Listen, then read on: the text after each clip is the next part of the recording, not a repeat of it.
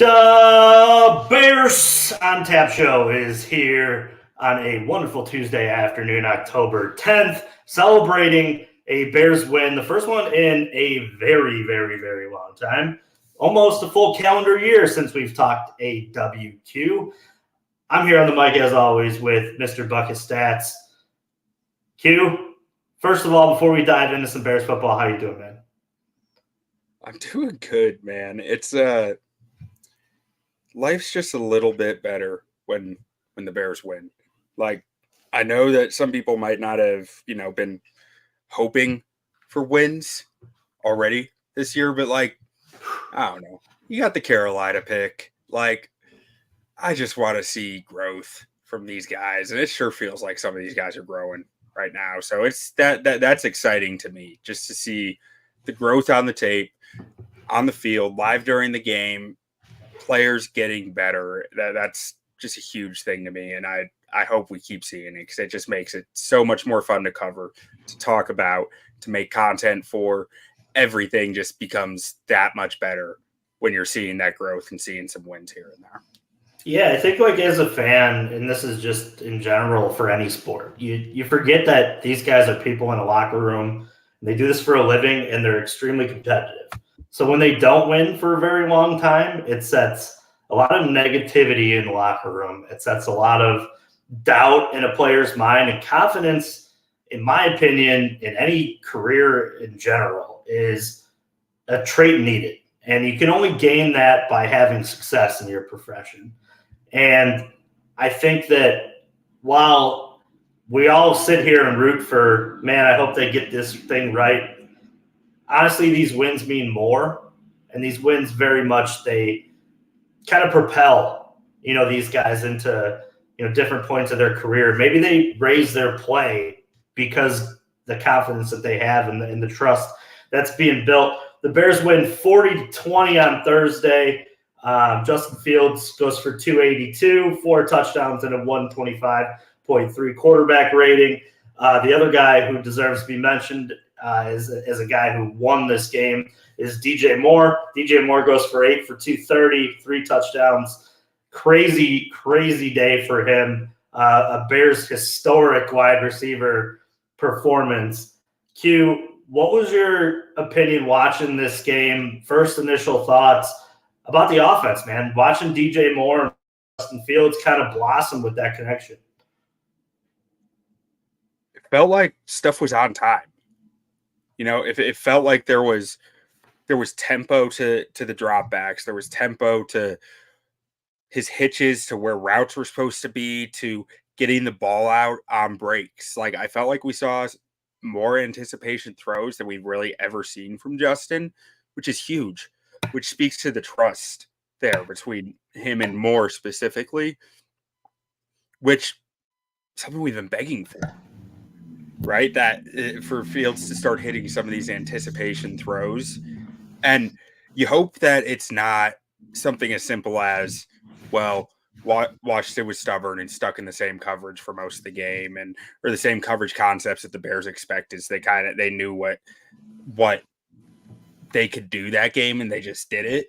I mean, to some degree, I don't know. As I'm saying that out loud, it's kind of corny, because that's all it all is. It's like, we know they like these 3 coverages, so when we see this coverage, we're going to do this. When we see this coverage, we're going to do this. But actually reading it, or reading it and the opponent not just sitting in it every third down, being not making it clear as day what they're going to be doing, right? You hope that that's not what Washington was doing, as much as Fields was seeing it, reading it, hitting it, all on time. And I can't stress enough the on time factor. It's so important for a passing offense to be on time, to be hitting what you're supposed to be hitting, because the off schedule stuff, the crazy highlight plays that you get off schedule, they're great and they're amazing and we all love them, but they're not consistent. Consistency is being on time. Yeah, and too, it's quarterback growth. It's something that we wanted to see for a while here. It's something we screamed on the show about. Justin Fields needs to throw with more anticipation. And I think on time, too, is working in the idea of anticipation. looking at the coverages, knowing what's there, and taking what the defense gives to you and getting the ball in the hands of a playmaker. I mean, let's face it, DJ Moore a lot of times can make something out of nothing, and he did on Thursday. He has over the course of this season. For much of it, he's been pretty much incredible, all things said, with how bad this offense was for 3 games to start. It seems like they're finally getting, like you said, that on time, and Justin seems a little bit more comfortable. I think that's the key over this too. The last 2 games, it just seems like Justin has a little bit more excitement to his game, a little bit more anticipation, like you said. There's just a lot more that I think he likes to do over the course of this new called-ish Getsy offense. Yeah. I mean, I think you can even say the last 3 games. You go back to the Chiefs game, it was like the result, obviously, was terrible. One of the big things you talk about in especially college tape when you're looking at draft prospects, and in any tape, you're grading the process, not the outcome. And being process oriented, that KC game was even better than the first 2 had been. So, like, I'm even willing to say the last 3 games, you've seen his process continue to be better and better and better. And you hope it just keeps stacking here. Now, one thing I will say that does concern me, and I say this because after the first 2 games, maybe even the first game, my mindset went from, okay, the last 2 years, the glass has been half full. Now the glass is half empty. And it's going to take time to earn it back, to get it back up to half full, to get that optimism back with the quarterback play. And it's trending that way, but I'm still looking with a skeptical eye right now because I don't want to be bamboozled. I don't want to be tricked. Trubisky tricked me. That's half the reason I'm sitting here right now talking about the Bears is because I was so confused by Trubisky that I just had to learn more and I had to study more and I had to know, so I'm still sitting here saying I need to know, I need to find out. And with that comes questions. So the question that I have from this game is like, almost all the yards were DJ Moore.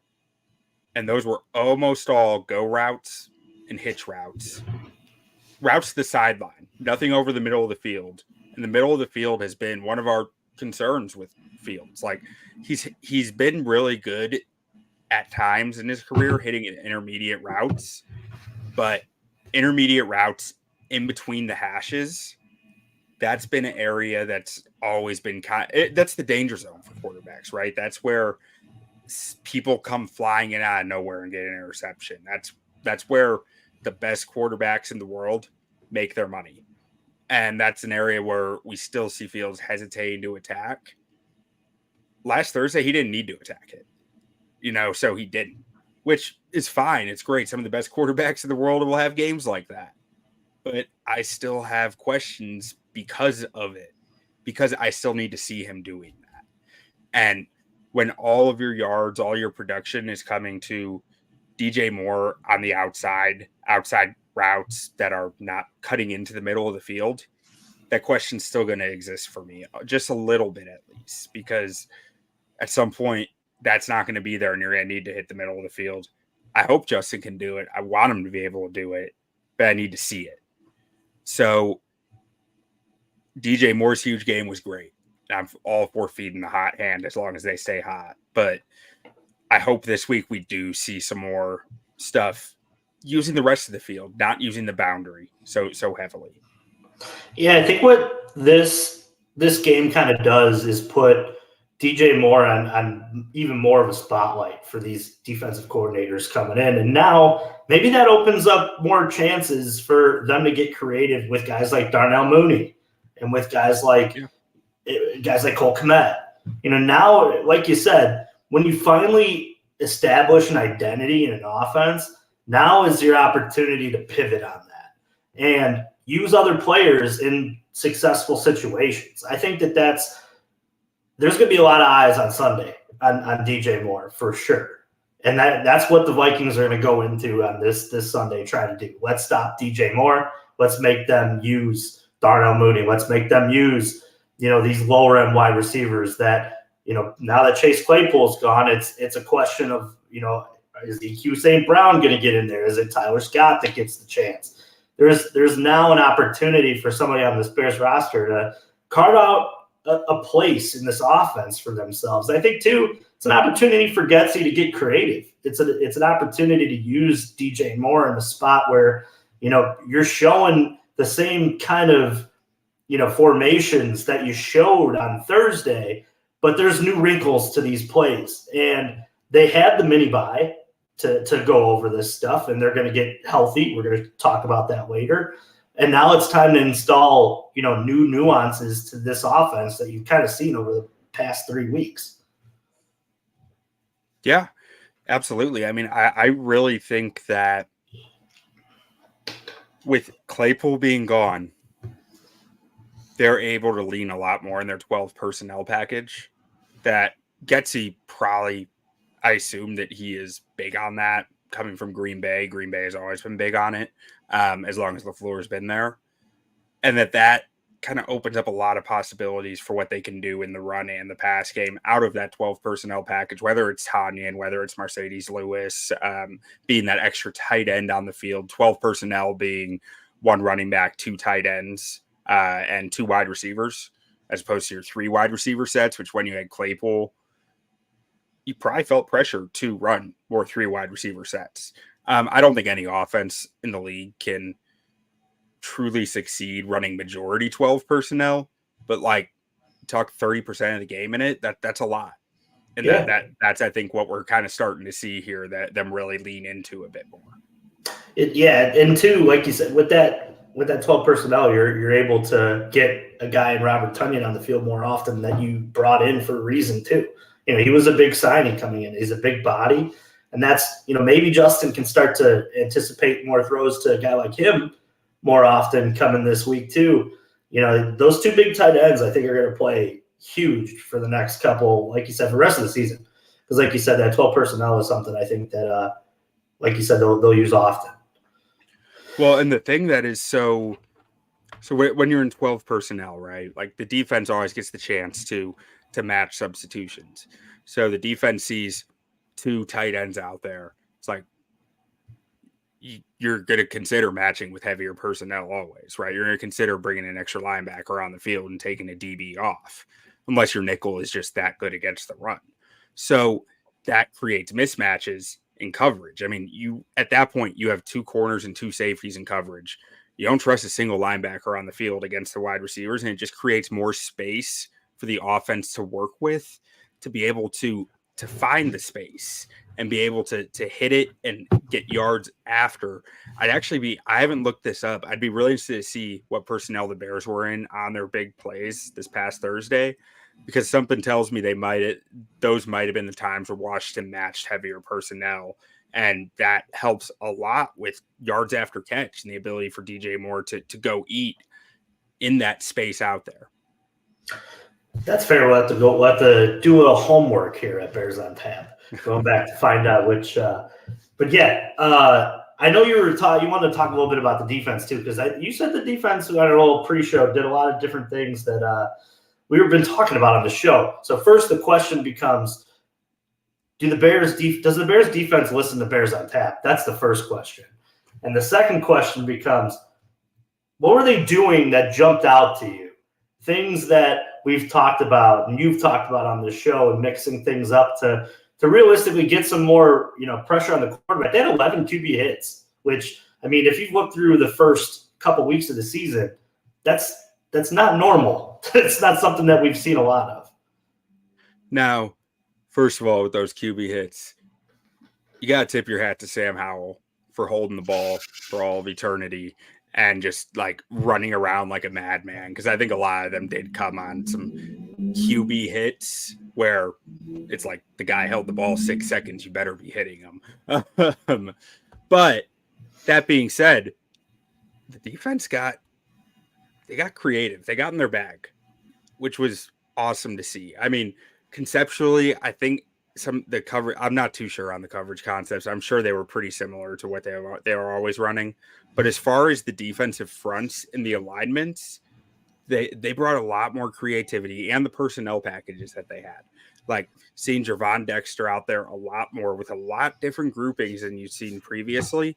And just the way they're aligning these guys, it does change the math, changes the way that stuff happens. When you're putting Javon Dexter and Andrew Billings both in the A gap, so either side of the center, that's nerve-wracking for an interior line. Those are two massive, strong human beings that you are threatening to just hit a weak point with, because like your center is never going to be the strongest lineman on the team.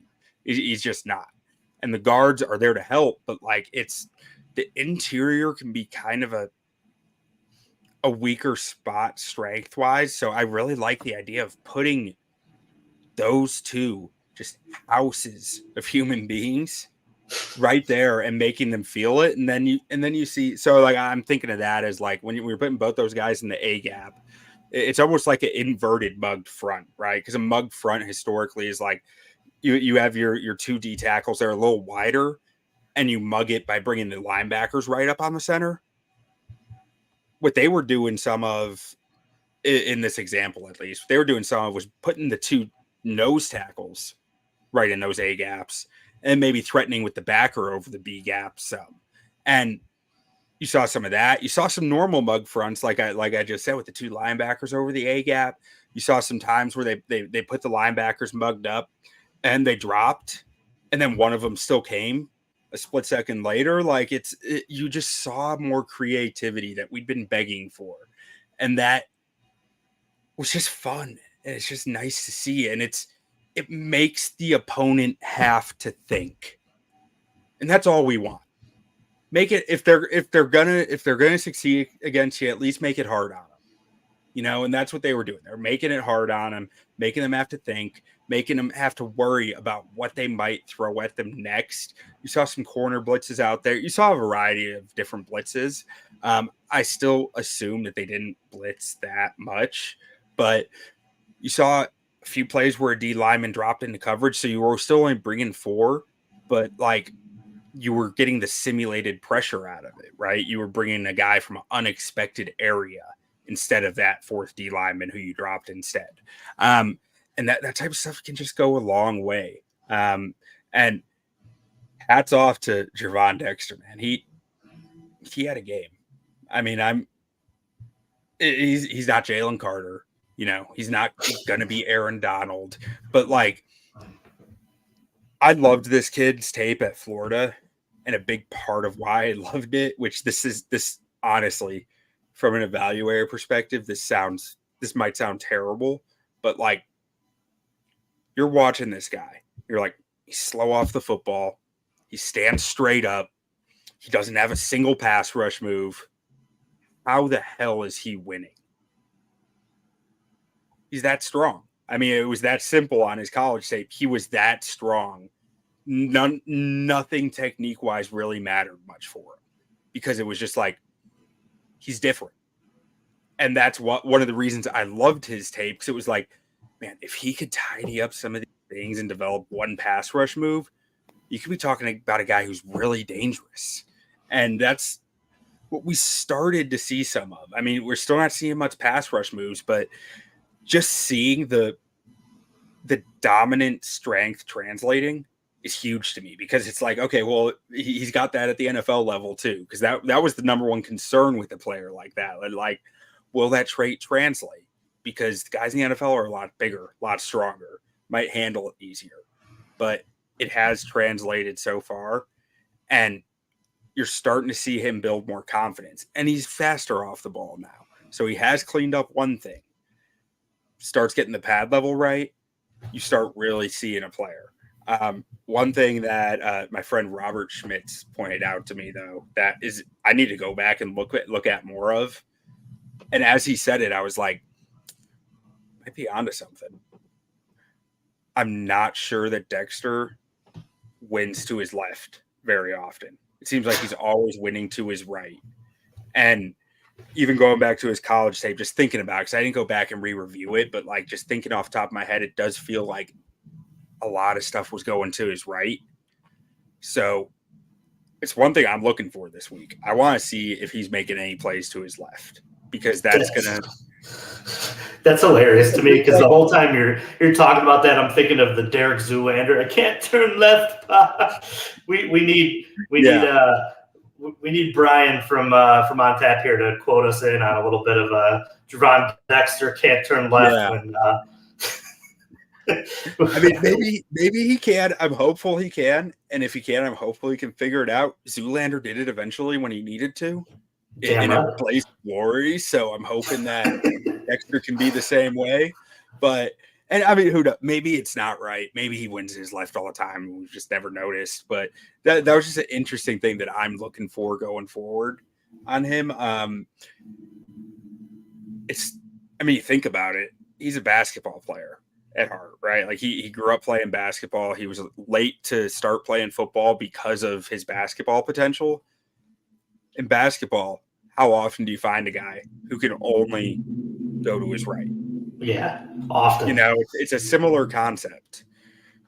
So I'm interested to watch that with him. And the other rookie defensive tackle, Zach Pickens, I mean, he has not gotten the same type of reaction from the game because he also didn't get the same opportunity. And his flashes were not as stated as Dexter's because his tools are a lot different than Dexter. Like Dexter's tools were going to translate to the NFL day one if they were going to translate because strength is one thing you just have or you don't. Pickens, there was always going to be questions with his strength, but what I liked in his draft profile was his first step, his athleticism, his bend, his ability to contort into weird positions and still be under control of where gravity is taking him. And started to see some of that in his reps. Like nowhere near the level of interesting that you saw from Dexter, but it's growth. It looks like development to me. You're seeing him use his hands intelligently and use that quickness to find space along the defensive line and get into gaps. There were a few reps that were much more impressive than anything I've seen from Pickens all year, which isn't saying a lot because the first 4 games, Pickens was almost non-existent out there on the tape, I'll be honest. But like he wasn't last week. He wasn't non-existent. There were a few times that he really flashed to me. So it was just nice to see that growth, that development. And I hope it's something he can carry over into this next week as well. Yeah, I think, and to go back, like just pure defense, to go back and talk about some of the fun stuff they were doing, this week. I saw Brisker out there just talking at the fans, having a good time, shit talking. Like we haven't seen that, man. Like and it's easy to do that when you're winning. I get that. It's easy to do that when you're having success. But man, like I just like to see this unit have a little bit more fun out there. Less robotic. Be themselves. I hate to pull the old Matt Nagy, but be you, man. Like, but there's some truth to that. Like shit talk out there. Get in the face of people, play aggressive, fly around. Like that's what we want to see defensively. We saw a little bit of that this week. Man, if you didn't see the shit talking from Brisker the first 4 weeks, I don't know what you were looking for, but it was there. No, it showed more. Yeah.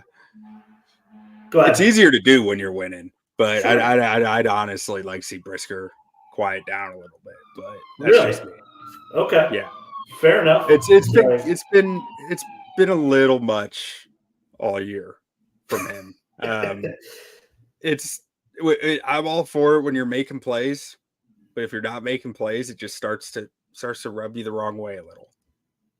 That's fair enough. I don't, and maybe that was a broadcast. National broadcast. They're showing more of the player reaction than they are. There's a little bit more time in between. There's less things going on. There's less checking of the fantasy, Sunday for me too.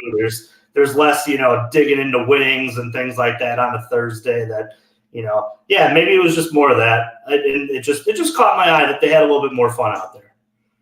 Hey, I think it's a valid day. Like from all the other guys, I'm a little tired of hearing about Brisker talking. It's fair. Let's move on. talk about a little bit. I'm going to call it the trench report, and we'll talk a little bit about the offensive line, the job they did on Thursday. Pretty solid, I thought. I think it's really tough too to put them in the position of you're down to your fullback running at the end of the game. You're trying to ice it, and they did okay. All things considered, with everything that was going against them in that game and the very talented Washington front, things were pretty good. I thought they held up pretty well. I mean, one of the things to really highlight in there is they held up despite playing 7 different offensive linemen. Right? I mean, you saw Jatiri Carter in there. You saw Lucas Patrick. You saw Cody Whitehair. You saw Carter, Whitehair, and Jenkins all at left guard at points. And you saw Whitehair and Patrick both playing center. So, I mean, what is it? So that's 5. Yeah, so 8 different offensive linemen, not 7, 8 different offensive linemen throughout the game, all playing, 10 plus snaps, 15 plus snaps, something like that. Usually that's kind of a death wish for an offensive line when you're getting that many different combinations, especially against a front like Washington. And don't get me wrong, they exceeded my expectations against this front because this is probably the most dangerous D line in the NFL. Just top to bottom. I'm not sure you'll find a more talented unit anywhere else, but they exceeded my expectations, but it's still, it's ugly at times, but they did better than I would expect the average NFL offensive line to do against this team. Darnell Wright probably had a few welcome to the NFL moments in this game. But it didn't slow him down. He was just as mean and angry as ever. So that's what you like to see. After a bad moment, he's coming right back and giving it right back to him. So I definitely thought there was still a lot of promising tape from Darnell Wright, but it was a rougher game for him. First time that he's really faced, I mean, talking about the guy that you were running against him all game, Montez Sweat, 35 3/4 inch long arms. The threshold for NFL offensive tackles is 33 inches. This guy's got 2.5 inches on the average NFL offensive tackle. That is just freakishly long athlete who can move. And Sweat took it to Wright a few times.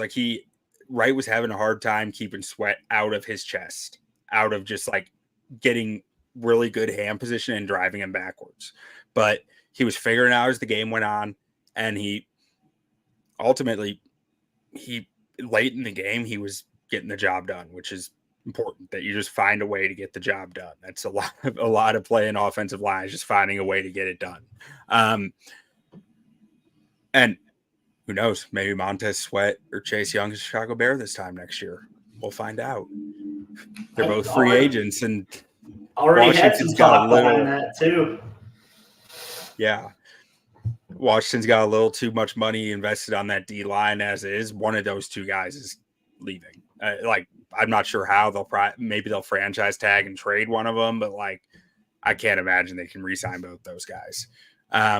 But keeping on with the Bears O-line, extremely impressive game from Nate Davis. I think Poles nailed this signing right now. Nate Davis has just looked good every game I've watched him in. He's had his moments of rust from, lack of practice, lack of chemistry, whatever you want to call it. But for the most part, this is a guy who's consistently doing his job and doing it well. When Lucas Patrick was in at center, I was I've been impressed with Patrick's pass protection this year. It's been better than I expected it to be. Run blocking, not so much. That's where he really kind of struggles. And Whitehair came in about halfway or maybe a third of the way through the game, took over at center. Very similar stuff. I mean, Whitehair had a fairly rough game, all things considered, from a pass protection standpoint. Run blocking, he was serviceable. But one thing to note with Whitehair's game, until this point, he had in pass protection, I had rarely given him marks better than fine. Like, and my grade scale goes dominant, good, fine, poor, bad. So he was living between the good to poor range. Usually not bad. Like usually he's doing like finding a way to get it done, but like it's like hanging on by a thread. But a lot more fine than good, and also more poor than good. This game in pass protection, I had more good reps from him than I've had in any game this year, which was interesting. Also, a lot of poor and bad reps, but like the good was a lot higher than it had been. So maybe he will kind of level out more at center and show more of the player that he once was. Um, we'll find out. I'm also interested to see if Dan Feeney ever takes over at center because I'd like to see what he can provide, knowing what we have in Patrick and Whitehair at this point. Tevin Jenkins, first game of the year, he only played, I don't know, maybe half the reps because Cody Whitehair started the game at left guard. Then Jenkins came in and then Carter took over at the end because I imagine Tevin's still getting in game shape. But, I mean, right off the bat, man, this guy likes violence. Tevin Jenkins, just like the very first snap, you could just see how much he was itching to hit somebody. And like he was patient, waiting for the guy to throw his hands, then did a snatch trap on him, didn't quite get him to the ground, just basically tackled the guy. Like Jenkins likes to hit people, and he showed it from the start. One thing that I will say, though, that I noticed in this game from the difference between Whitehair and Jenkins, so he's at left guard. When the left tackle is taking a vertical set, so like he's dropped like off the snap, he's jumping backwards and like really trying to get that depth. What happens when you take that big step backwards? You leave a big amount of space between you and the guard, right? So the guard needs to have enough awareness to be protecting that and enough depth in his own drop to be able to reach if he needs to, if the defensive end is going to cut inside on the shoulder, inside shoulder of the tackle. That's something that I really like. Whitehair was typically doing a better job at left guard of that than we saw from Jenkins. There were a few snaps where it was like Jenkins was almost stepping forward into his guy to go attack him. And it's like, you can't, if your tackle's taking a vertical set, you can't be moving forward because you're making that gap even bigger for Chase Young to just dive through. So that was one area where I'd like to see Jenkins do a better job of, because I mean, Chase Young probably hit Justin Fields about 4 times on inside moves. NFL teams are going to be testing this going forward because Larry Borum is not quick to change direction. He looks the part, like he is a massive human. Every time I watch tape, I look at him and I'm just like, man, this guy looks like a left tackle. But like, he doesn't have the quickness to adjust back inside and protect that inside shoulder, which puts it on the guard to some extent, and Borum to be aware of it and adjust how he has to play. But the guard is also responsible for that. So when you see Borum getting beat on some of these inside moves, I challenge you to look at what the guard's doing. How far away is the guard? Was it on Borum for getting too far away from him, or was it on the guard for not keeping up with him, for not keeping that arc that you want around the pocket, that clean arc where, because the offensive line is one unit, right? They're one thing, 5 guys playing as one. If you're not playing as one, it all collapses down. And that's what we kind of saw some on the left side at times on Thursday, because Larry Borum had the roughest game of the season that he's had. And it was like, it was weird. It was one of the most bipolar games I've watched this year. I've watched every Bears game 5 times, once for each offensive line position. And this was the weirdest one that I've seen yet, because it was like about a third of his snaps I had graded as good. I think I had 1 dominant rep from him from a pass pro perspective, like 6 fine reps, and the rest were all poor or bad. And it's like, to have that much good, but also that much poor and bad is just, you don't see that often. And it was odd. And I think that some of that does come down to the continuity, the chemistry between Borum and Jenkins playing next to each other and knowing how each other are going to be playing certain plays, certain situations, certain fronts and alignments that they're looking at when they have a blitzer and an edge stacked up right there. How are they handling that? That's something that the lack of practice is probably impacting. So I hope that they do clean that up. Yeah, that's well put. I think it's something I'll definitely be looking at, the relationship between the tackle and the guard going into Sunday. But before we move on to our Bears Vikings preview, Q, got any final thoughts about this Thursday night win? Anything that maybe you saw that you want to just bring up? Performances, game, concepts, anything?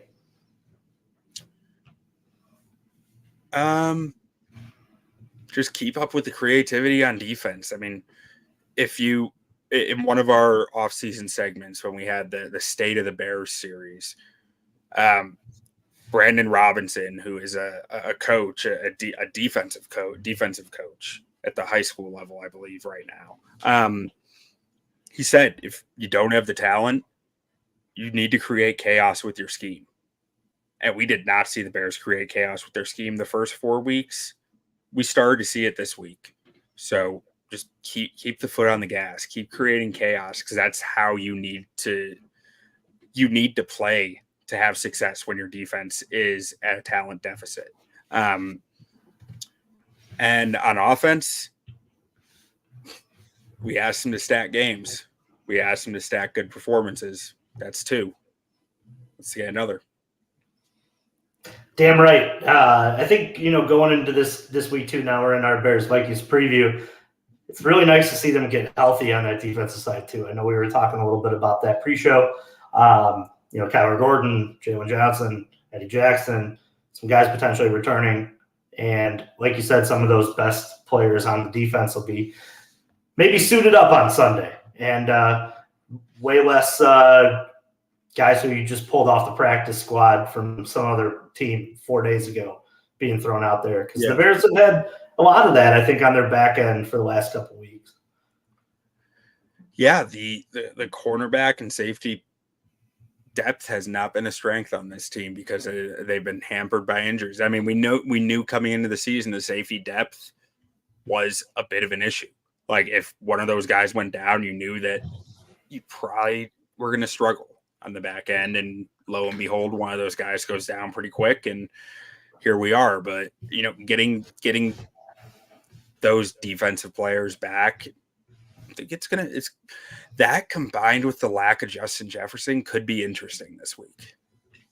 Yeah, let's dive right into that. I think, looking at the Vikings defense in general, just because I know we're talking about stacking performances from the offensive side, what do the Vikings do differently than anything we've seen over the course of this year? I know we were talking a lot pre-show about the different looks that they show and a few things that they do differently than they've seen over the course of the first 5 weeks. I mean, Brian Flores is a madman. He is just a madman. He's going to do some crazy things out there. He's going to do some things that might defy logic at times. He creates chaos with the best of them. To go back to the thing I was just saying, the Bears need to keep doing. Like, Brian Flores, there's one thing he knows how to do, it's create chaos. And that means he's going to bring blitzers at you. He's going to leave guys you've never heard of in man coverage against really good receivers because they're going to get the job done. He puts his faith in them to do it. And he coaches them well. Like, he is a very good defensive back coach. He coaches, like, you look at their corners. Byron Murphy, he was a second round pick a few years ago. He's actually the one corner who you feel good about that they're playing. But PFF has him at a 46.9 coverage grade right now. So, like, it's kind of, I know he's talented, but also the Cardinals let him go last year for a reason, and he hasn't really performed that well early in the year, like pretty poorly by PFF grades at least. And then After that, yeah, Josh Metellus, who's played all right. More of a run stuffer than anything, but I think he's a safety, so he probably doesn't even belong here. Excuse me, I'm looking at the PFF depth chart and it says his name, but I believe Metellus is a safety. A Caleb Evans, he's actually played fairly decently out of Mizzou 2 years ago, but again, he's not a guy that you really saying that's a number 2 cornerback in the NFL, at least not yet. Like he hasn't proven that yet. Mekhi Blackman was like a 4th-round rookie out of LSU. So they're really lacking talent at the cornerback spot, which is such a key for what Brian Flores wants to do, because Brian Flores wants to let the dogs eat and trust his back 7 to lock it up. Like, so when that's your plan, you need talent back there. And they're really lacking for the talent back there on the back end. But they are going to blitz the hell out of you. They're going to come for you. Their D line is about as stout as they come in the NFL. Like they're not. I'm not sure what the status of Marcus Davenport is for this game. I think he's still out. They still have Daniil Hunter there, but when I'm talking the stoutness, I'm really talking the D tackles. I mean, Harrison Phillips is one of the. I love watching Harrison Phillips play football. I want to say he put up something like 40 reps of bench press at the combine when he was coming out. Like this dude is just a monster. He's just like a giant meatball in the middle of the defense. Like you can't move him. And they have a few guys like that, like a few big 300-pounders that they keep right up there in the middle and just say, try to move us. I mean, one of them is a familiar name, Kyrus Tonga, former Chicago Bear, like another 300-pound guy. Like they are stout up the middle, and they're going to dare you to run the football on those guys, and they're going to blitz the hell out of you on top of it. Because I mean, Daniil Hunter is still a pretty darn good player, but like, I don't look at their pass rush and say that's a scary pass rush. I look at their D line and say those guys can stuff up some run lanes, and those guys can stay strong up the middle, and they're going to rely on the blitzes to get home. If they're going to rely on those blitzes, that kind of pulls me into my next question. Talk about stacking games here. How does Justin handle that pressure? What can they do schematically to make sure that Justin can get the ball out and continue to see more anticipatory throws and to get another, head of this monster going? I think Darnell Mooney is a huge key to continuing this success in the future. They tried 4 times his way on Thursday, no catches, kind of blanked him out. And it seemed like he was open. Justin and him missed pretty often. How do they continue to, stack these performances? And what does Justin got to do to, overcome this pressure that he's going to see on Sunday? Yeah, I mean, so Justin right now, he's the 9th most blitzed quarterback in the NFL. And by PFF grade, he's 25th in the league. His stats are actually better than that would suggest. Like his completion percentage isn't good. He's at 57% completion percentage, which is probably near bottom of the NFL. But 2 turnover worthy plays, 7.9 yards per attempt, 4 touchdowns, 1 interception. Like the stats don't look as bad as the PFF grade does. But to me, like when you're saying schematically, what can they do? Like that's a hard question to answer, right? Because beating the blitz is all about processing pre-snap to post-snap. Like when you're sitting there behind the line of scrimmage pre-snap, recognizing who are the threats. Do I got 6 guys here I need to account for? Do I got 7 I got to account for? Do I have 8 I have to account for? To post-snap, what are those guys actually doing? And finding the open space if they are coming. Finding, like, say that it's one of the linebackers is coming, knowing you have a hot route coming right over that, and you called it hot pre-snap. knowing you have that hot route coming open right there and nailing it with anticipation, because that's one of the biggest things as to why Fields struggles against the blitz. You need to throw with anticipation. Like, beating the blitz is about getting the ball out on time to the vacated space. And that's why it's a tough thing to answer schematically. What can they do to help Justin there? I mean, I could, tell you a million different things about how they can get the screen game going, how Justin needs to hit his check downs. But like, the reality is, unless you're in there knowing what he's comfortable doing, it's hard to truly pin it down beyond saying he needs to process quickly. He needs to trust his eyes, and pull the trigger when he sees what he thinks he sees, and just go out there and say screw it on occasion, because you have 6 guys running at you and you only have 5 blockers. To that point, actually, Justin needs to be aware of free runners. He needs to know, and this is something that I actually just recently was thinking about.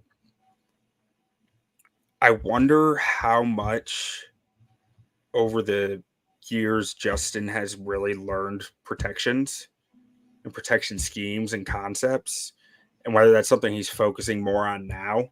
Because I heard JT O'Sullivan say this on a podcast a few weeks ago, which is what made me start thinking about it.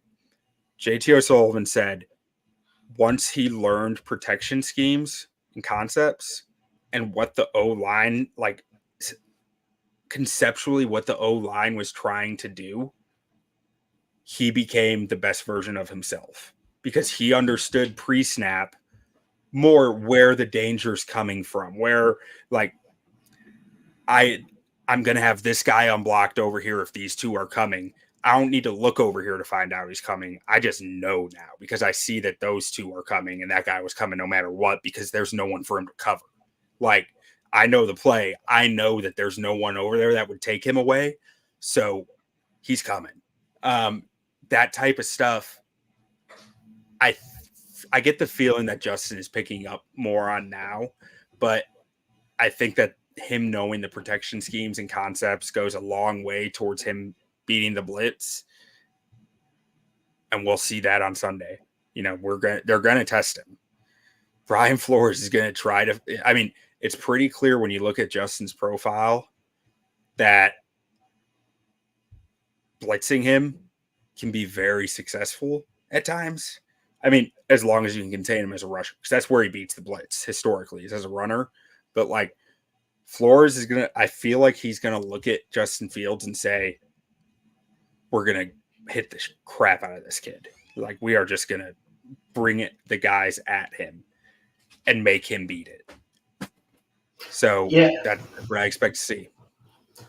Yeah, that's what it seems like we're going to see out of the Vikings defense. Q, before we close up shop here, I do have one question for you. Give me a score and any final thoughts about this matchup, things you're willing to look at, matchups, things that excite you. It'll be interesting to see on Sunday the way the Vikings offense looks, considering the fact that there is no Justin Jefferson out there. That's my take on it. But other than that, give me some final thoughts on this one. Vikings are going to fumble. There's one thing we know about this season is the Vikings will fumble. So punch at the ball. Vikings are actually the number 5 team in the NFL against yards per rush attempt. So that feeds into what I was ability to stop the run. Like, that's there. Like, they teams have not run on them except for the Eagles, who put up 260 rushing yards at 5.5 yards a clip. No one else has exceeded 3.2 yards per carry, but the Eagles just dominated them in that. So maybe the read option might be big in this game, is what I'm seeing there, because the Eagles love the read option. They have all sorts of read option concepts they throw out there. Sometimes it's not even an option; it's just a handoff, but it's the same look and concept. Like they just don't want Hurts taking the hit, so they'll just call it a straight run. I wouldn't be shocked if the Bears try to lean on more read option this game for that reason, looking at what the Eagles did against them. And Kirk Cousins is going to Kirk Cousin. I mean, no Justin Jefferson. They're not going to be as effective, but they still got Jordan Addison. They still got KJ Osborne. They still got TJ Hawkinson. The tight ends have torn the Bears up so far this year. The linebackers will need to be sound in coverage against Hawkinson because he's going to be a key man in this offense this week for the Vikings. And Cousins is he's going to get his yards. He's going to get his touchdowns. That's what he does. You got to hit him, though. You got to find ways to hit him. And a score, Q. Oh, and a score. Let's go. And to be clear, life's too short to pick the Bears to lose, so I just don't do it anymore. But that being said, I'm going to go Vikings 30, Bears 32. All right. I'm going to go a little lower. It's going to rain for the next 6 days here in Chicago. Oh, yeah. I forgot about the weather aspect. Yeah, it's going to be trash around here. I only know it because I've been trying to play golf. It's the end of the season. Trying to get out a couple times, and all my tee times seem to be going to be rained out. But I'm going to go Bears 23, Vikings 17. I think the Bears have a win streak on their hands. It's been a long time since we've seen one of those. And if you want to change yeah, I forgot. I read about the weather this morning when I was looking at my bets for this week, and I just spaced it there. I'm actually going to say Vikings score 3 touchdowns and a field goal, or 2 touchdowns, 2 field goals. So let's say 20. And let's say the Bears get 3 touchdowns and a safety. 23-20 Bears. We like that 23 number. We really like that 23 number. I am down and always for it. Q, thank you for your time today. Bears on Tap is one of 2 Chicago Bears podcasts here at OnTap Sports Net.